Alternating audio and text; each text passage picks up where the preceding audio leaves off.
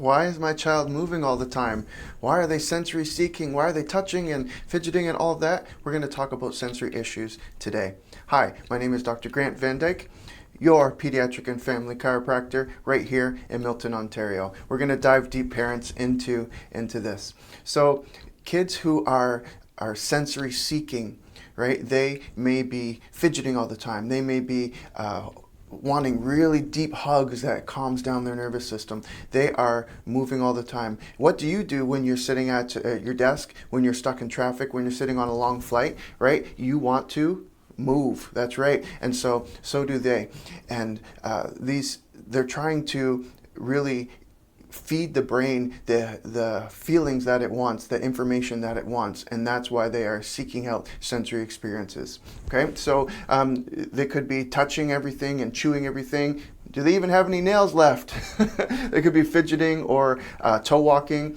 Maybe it's like tapping or like moving your legs, something like that, right? And so that is what we call like an undersensitivity. It could be an oversensitivity, though. I was just talking to our mom, and she was telling me how much her kid is struggling, her daughter's struggling going back to school and wearing clothes again. So oversensitivity could be sensitivity to smells, to tastes, to visual things. It could be like the textures of food. It could be the tags in your shirt. It could be even wearing underwear, right? And if it's an oversensitivity where that information and you just can't turn off that sensory information, your brain can't turn that off, then that can be a huge issue too.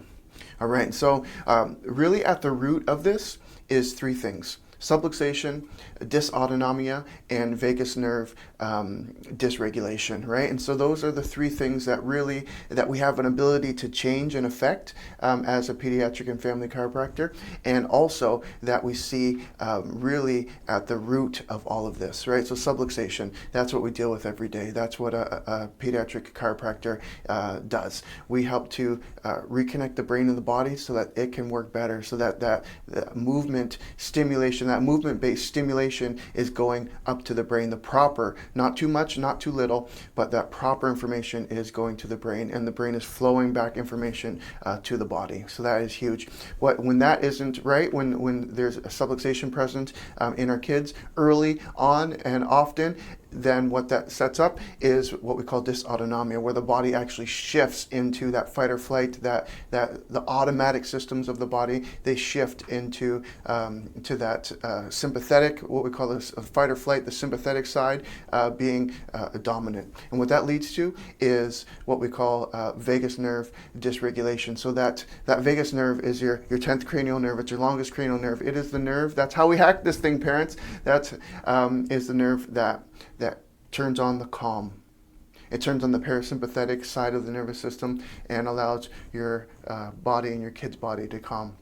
Parents, I know that you feel riled up all the time. The tone of the household is up here when you're struggling and when your kids are struggling with sensory issues, and it is really tough. It is really tough. We've been working with a lot of parents to help regulate their kids' body better. And I know that you've tried, if you're like any other parent that I've worked with, you've tried diet changes, and you've tried supplements, and you've tried aromatherapies, and you've tried all these therapies to help get them to be better. And if you've tried everything, neurologically focused pediatric chiropractic care may be the missing puzzle piece in your story. Because what we can do is we can scan the nervous system to see where it's working well and where it's not. We have invested in the technology to be able to do that. I don't like to guess. I want to test and see exactly what's happening on the inside. And with our kids that are struggling with sensory issues, we can definitely see where they're working well and where they're not. And many times they have that. We can see that subluxation, that dysautonomia, and the vagus nerve being shut down. So we want to pump the brakes to calm them down, or we want to get the vagus nerve to turn back on so that it can help the body to regulate better and restore calm into their system and proper information up to their brain. And that's what your nervous system does. So Parents, there's an article that is in the description of this, and you can read all about it. It's a sensory processing article. It's really well written, and it will go through everything, and it will show you everything and just lay it out very, very clearly in regular talk. So this article is, go over there and go click in the description and read that. For sure.